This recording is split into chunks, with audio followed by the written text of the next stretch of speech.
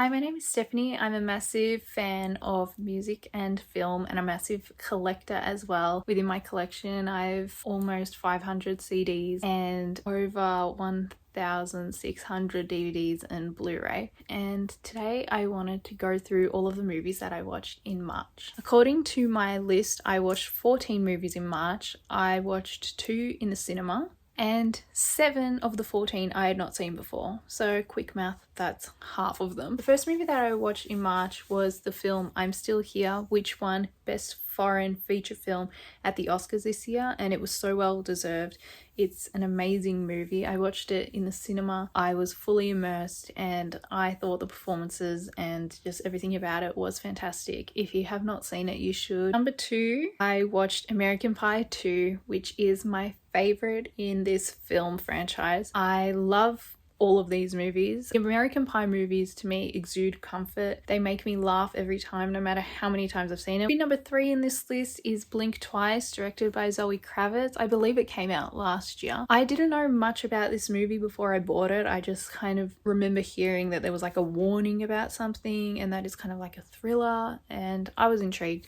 And so I bought it and then I watched it without like knowing anything, and I enjoyed it. I thought it was interesting. It kind of reminded me of like Don't Worry Darling and The Menu and like these thrillers that have come out recently. Number 4 is one of my favorite movies of all time. I've seen it over 1,000,000 times, I'm pretty sure at this point, and I will watch it another 1,000,000 times. The movie is Grease. It brings me so much comfort, this movie. That is a theme with a lot of the movies I watch in March, is that a lot of them bring me comfort, a lot of them bring me joy, and that's what I want and that's what I need. So I could do Grease as a one-woman show. I love Grease and I just felt the urge to watch it. Oftentimes I feel kind of bad when I want to like rewatch something, and I'm like, why should I feel guilty about wanting to rewatch something that brings me so much joy? So I had no thoughts and I just put Grease on, and it was fantastic yet again. So for number 5, we have another instance of me watching a comfort movie that I've seen over 1,000,000 times. And again, I could perform this movie as a one-woman show. I love Happy Gilmore. I love Adam Sandler. I love his movies. He always makes me laugh, and same things will make me laugh over and over and over again. I love this movie. I have a Happy Gilmore t-shirt that I need to wear more. I'm very intrigued by the concept of a sequel that's coming out later in the year. Should be interesting. I'm intrigued. Number 6 is another rewatch, Bend It Like Beckham.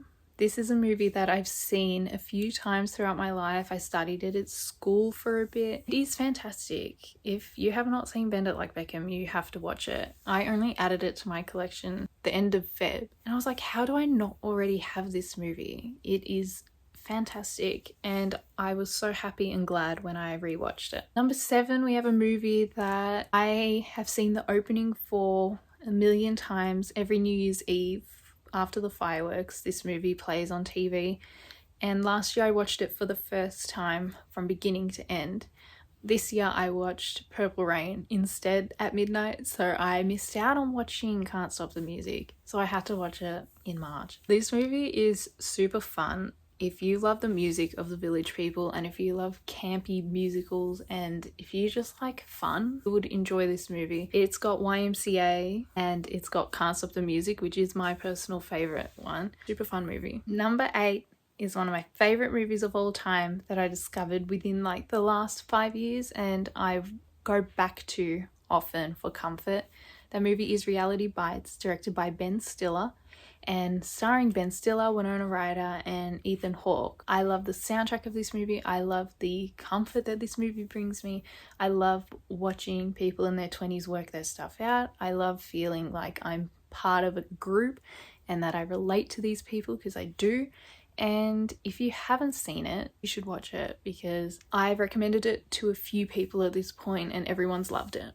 And it really is a special movie, I believe, and it's super cool. Number 9 on my list is Mickey 17, which I saw at the cinema and I thought was really cool. I'm not a massive sci-fi person, and I never like discount a movie just because like it's not my favorite genre, but I am quite open-minded. And Mickey 17 was really cool. I was very distressed by the little creatures because they were so cute, and I get very distressed by animals and creatures and all of that. But the whole concept of the movie and everything else was so cool, and Robert Pattinson was amazing, and yeah, it was really cool to see a movie like that in the cinema. Number 10, we have a movie that I was waiting to come out in the cinema.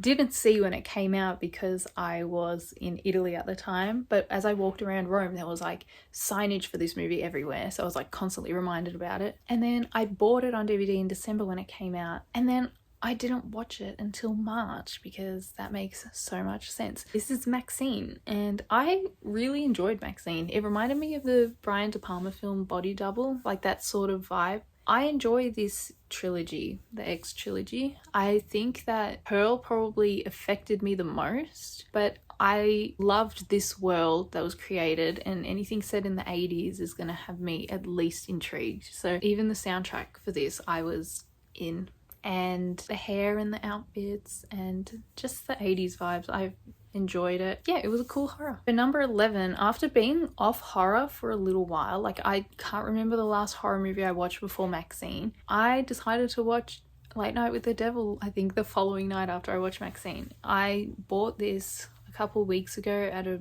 movie market fair type of thing. It has been on my list since it came out, and I thought this movie was very cool. I love late night TV, and I love late night as a setting. If there's a movie that's set in the world of late night TV, I'm gonna be intrigued.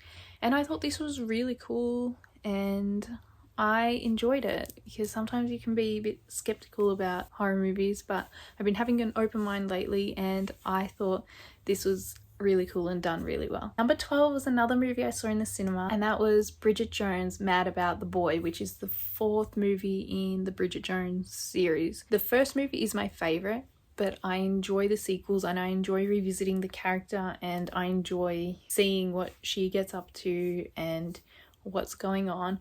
This one had like dark elements to it, but I think that it worked really well with what was happening. And I also thought that the movie at the same time was really fun. Like there was like a crowd of us and we were laughing, like laugh out loud laughing, and it made me want to see more comedies in the theatre.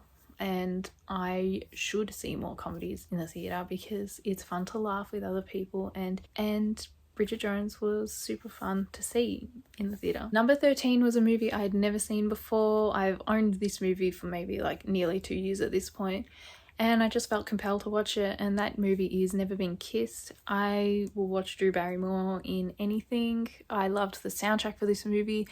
Some of the stuff that happened was kind of crazy, and that's fine. You've just got to go with the flow sometimes with these things, and yeah, Never Been Kissed. I thought it was a fun movie. The final movie that I watched in March this year was Sirens, which is a rewatch, but I only bought the Blu-ray the other day. I saw this movie for the first time nearly 2 years ago, and I loved it. I thought it was stunning. It's an Australian movie, and Hugh Grant is in it, and Sam Neill, and it is, yes, like I say, it's very pretty. It's all about like art and things like that, and yeah, I was happy to rewatch it pretty much like as soon as I bought it because I had been looking for this Blu-ray for ages, and I bought it at that movie market as well. And yeah, so that's Sirens, and I love this movie as well. So those are the movies that I watched in March. I'm trying to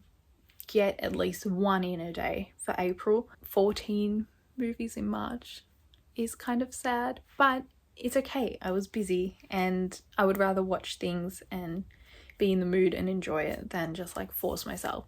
With that said, I have so many things that I'm so excited to watch and so excited to get, and I will do more videos and wrap-ups about it once I watch them.